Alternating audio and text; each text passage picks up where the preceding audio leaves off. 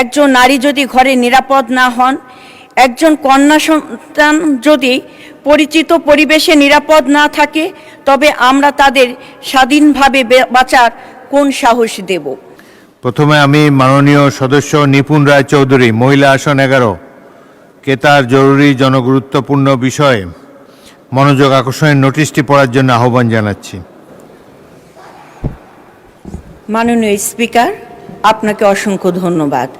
Condemn সেলের অন্ধকার পেরিয়ে আজ এই মহান সংসদের আলোয় দাঁড়াতে পেরে আমি মহান সৃষ্টিকর্তার প্রতি গভীর কৃতজ্ঞতা জ্ঞাপন করছি। আমি কৃতজ্ঞতা জ্ঞাপন করছি মাননীয় প্রধানমন্ত্রী সহ জাতীয়তাবাদী দলের সকল পর্যায়ের নেতৃবৃন্দর কাছে, যারা আমার পাশে সহযোদ্ধা হিসেবে পাশে ছিলেন। সেই অভিজ্ঞতা থেকেই আমি জানি অসহায় মানুষের সামনে সময় মতো রাষ্ট্রীয় সহায়তা দরজা খুলে যাওয়া কতখানি জরুরি। আজ আমি ৭১ বিধির অধীনে নারী ও শিশু নির্যাতন শিকার ব্যক্তিদের জন্য ওয়ান স্টপ ক্রাইসিস সেন্টার এবং সেলের কার্যকারিতা, নিরাপদ আশ্রয় এবং পুনর্বাসনের ব্যবস্থার বিষয়ে মাননীয় মহিলা ও শিশু বিষয়ক মন্ত্রী মহোদয়ের দৃষ্টি আকর্ষণ করছি।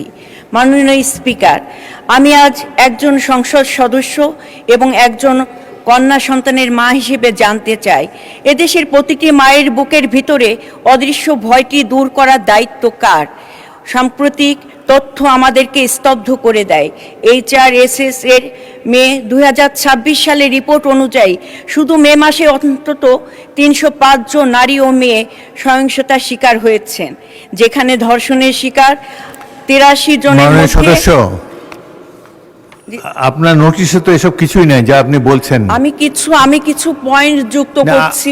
শুনেন, আপনি এখন নোটিশটা পড়েন, তারপরে আবার প্রশ্ন করার সুযোগ পাবেন, তখন বাড়তি কথা বলতে পারবেন। এখন নোটিশটা পড়ুন। ধন্যবাদ মাননীয় স্পিকার। নারী ও শিশু কন্যার প্রতি সহিংসতা আজ আমাদের সমাজে গভীরতম উদ্বেগের একটি কারণ। বাংলাদেশ পরিসংখ্যান ব্যুরো UNFPA এর 2024 অনুযায়ী দেশের 76% নারী জীবনে অন্তত একবার স্বামী ও ঘনিষ্ঠ জনের সহিংসতার শিকার হয়েছেন এবং 62% ভুক্তভোগী এখনও তাদের অভিজ্ঞতা কারোর সাথে প্রকাশ করতে পারে নাই। এই নীরবতা শুধু ভয় বা লজ্জার বিষয় নয়, এই অসহায় ব্যবস্থার প্রতি আস্থা, নিরাপত্তা এবং সহজলভ্যতার প্রশ্নও সামনে আসে। একজন নারী হিসেবে, একজন মা হিসেবে আমি প্রশ্ন করতেই চাই, একজন নারী যদি ঘরে নিরাপদ না হন, একজন কন্যা সন্তান যদি পরিচিত পরিবেশে নিরাপদ না থাকে, তবে আমরা তাদের স্বাধীনভাবে বাঁচার কোন সাহস দেব? পরিবেশের নির্যাতনের পর একজন ভুক্তভোগীকে তার শুধু মামলার দাবি এবং প্রমাণ অংশ হিসেবে দেখাতে পারি না। তিনি একজন মানুষ, তিনি যার শরীরে চিকিৎসা যেমন জরুরি, তেমনি তার মনের আঘাত, নিরাপত্তাহীনতা, সামাজিক ভয়, শিক্ষা ও জীবনে ফিরে আসার পথ সমান জরুরি। বিচার অবশ্যই নিশ্চিত করতে হবে, কিন্তু বিচার প্রক্রিয়ার পাশাপাশি ভুক্তভোগীর পাশে দাঁড়ানো, তার মানসিক সহায়তা দেয়া, নিরাপদ আশ্রয় নিশ্চিত করা, আইন সহায়তা দেয়া এবং মর্যাদার সাথে সমাজে পুনর্বাসনের পথ তৈরি করা রাষ্ট্রের দায়িত্ব। মহিলা ও শিশু বিষয়ক মন্ত্রণালয়ের অধীনে ওয়ান স্টপ ক্রাইসিস সেন্টার এবং ওয়ান স্টপ ক্রাইসিস সেল ব্যবস্থার উদ্দেশ্য হল নির্যাতনের শিকার নারী ও শিশুদের এক স্থানে থেকে চিকিৎসা, ফরেনসিক সহায়তা, পুলিশি এবং আইনি সহায়তা, মনোসামাজিক পরামর্শ, আশ্রয়, রেফারেল এবং পুনর্বাসনের সহায়তার সঙ্গে যুক্ত করা। এখন জনস্বার্থে জরুরি হলো এই কেন্দ্র ও সেলগুলো কতটি জেলায় কার্যকরভাবে সেবা দিচ্ছে। শেষ প্রতিবেদনে বছরে কতজন ভুক্তভোগী কোন কোন সেবা পেয়েছেন, কতটি কেন্দ্রে প্রশিক্ষিত জনবল এবং রেফারেল ব্যবস্থা রয়েছে এবং সেবার মান কিভাবে পর্যবেক্ষণ করা হচ্ছে, এই বিষয়ে হালনাগাদ জেলাভিত্তিক তথ্য প্রকাশ করা।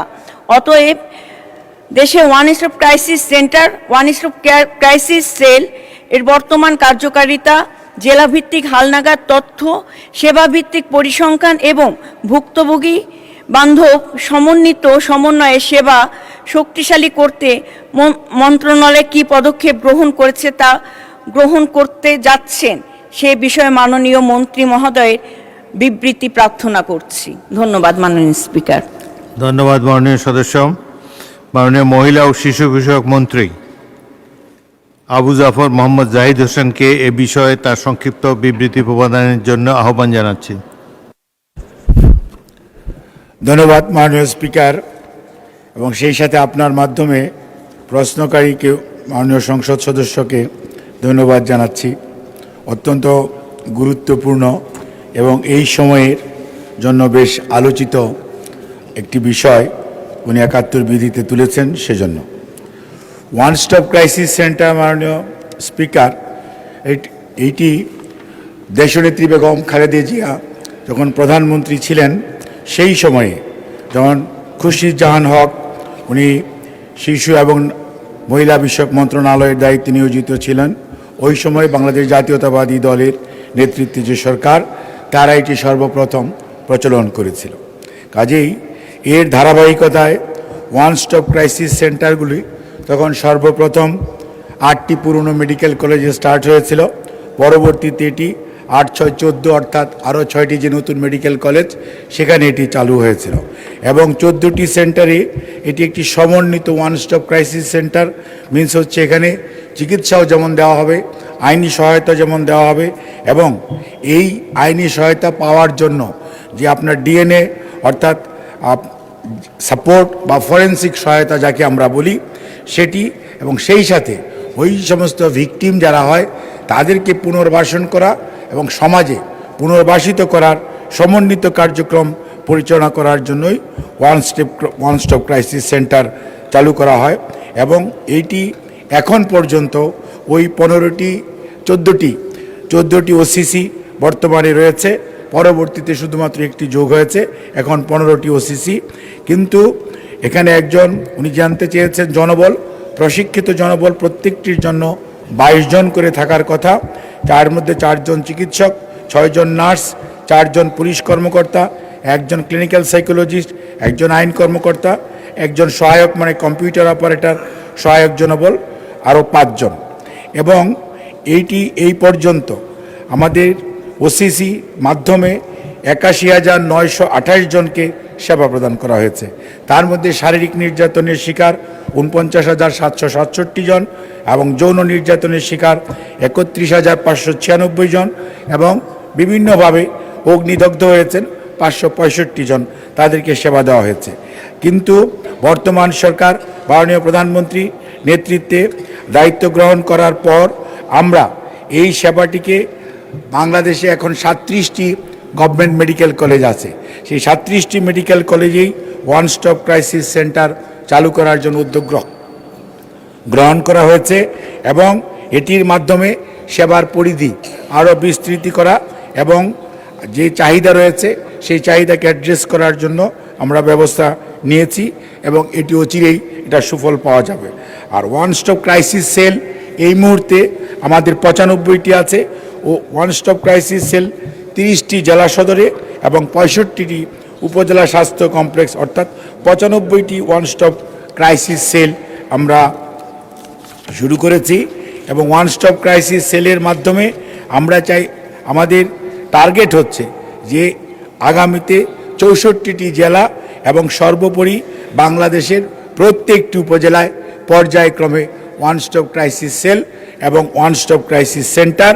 এখন এটির নোমেনক্লেচারটা আগে ছিল ওয়ান স্টপ ক্রাইসিস সেল, তার পরবর্তীতে হয়েছে মাল্টি সেক্টরাল অ্যাপ্রোচ, আর এখন এটার নতুন নামকরণ হয়েছে কুইক রেসপন্স টিম, অর্থাৎ ঘটনা ঘটার সাথে সাথে যাতে সেখানে তড়িৎ গতিতে সেই মানুষের ভিকটিমের পাশে ঘটনার সাথে যারা সম্পৃক্ত তাদেরকে আইনে সোপর্দ করা, এবং যারা ক্ষতিগ্রস্ত তাদের পরিবারের পাশে দাঁড়ানোর জন্য এইটা কিউআরটি প্রোগ্রাম নেওয়া হয়েছে, এবং এই লক্ষ্যেই এখন আমাদের মন্ত্রণালয় কাজ করছে।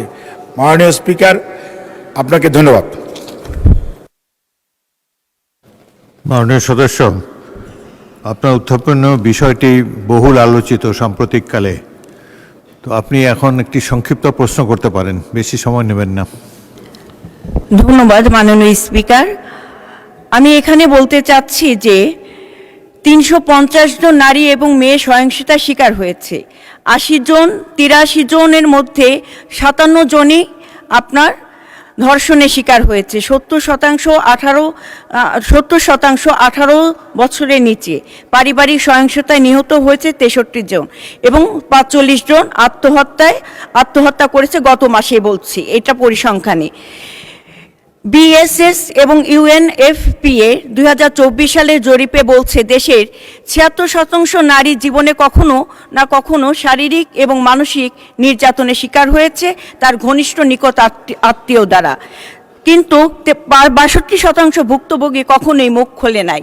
এখানে আমার প্রশ্ন, যে নারী ভয়ে কথা বলতে পারে না সে বিচার পাবে কি করে? মাননীয় স্পিকার, আদালতের রায় আসতে সময় লাগে।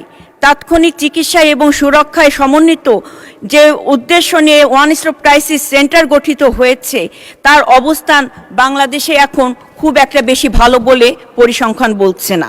ঢাকা মেডিকেল কলেজের মতো মূল স্কিমে ওয়ান স্টপ ক্রাইসিস সেন্টারই চরম সীমাবদ্ধতা রয়েছে।